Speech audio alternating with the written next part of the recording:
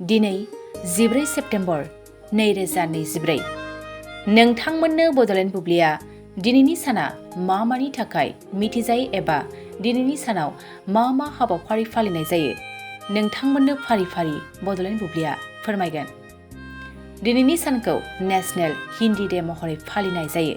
National Hindi day एबा हिन्दी दिवस सानखौ बोसोरफ्रोमबो 14 सेप्तेम्बर खालि 1949 मायथाइनि बै सानखौ गोसोखांनो थाखाय फालिनाय जायो, जेब्ला हिन्दीखौ भारतनि मावख'आरि राव महरै नाजावनाय जादोंमोन।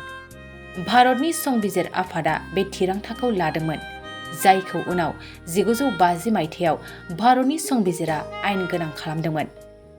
भारतनि गिबि गाहाय मन्त्रि जवाहरलाल नेहरूआ राव आरो भारतनि हारिमुआरि आरो हायुंआरि सिनायथियाव बेनि बिफावखौ मान होनो थाखाय हिन्दी सान फालिनो थिरांथा लादोंमोन।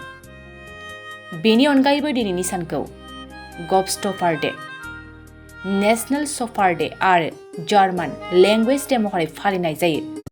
गथ' गैजायै जरा हौवा हिन्जावसाफोरनो हमिय'पेथिक फाहामथायनि गेजेरजों गथ' जोनोम मोनहोदों डक्टर भुबनेश्वर बर्मनआ। नोंगौ, बेरगावनि हमिय'पेथिक डक्टर भुबनेश्वर बर्मननि बाख्नायजाथाव हाबाफारि। गोदान जोलैनि गथ' गैजायै जरा हौवा हिन्जावसाफोरनो हमिय'पेथिक फाहामथायनि गेजेरजों गोबां सुबुंफोरखौ गथ' जोनोम मोनहोदों डक्टर भुबनेश्वर बर्मनआ। अदालगुरि जिल्लानि सिङाव थानाय बेरगावनि डक्टर भुबनेश्वर बर्मनआ थांनाय 2006 मायथाइनिफ्रायनो सावस्रिनि बिथिङाव हमिय'पेथिक आदबजों गोबां सिबिथाय होबोनानै गोदान जोलैनि गथ' गैजायै जरा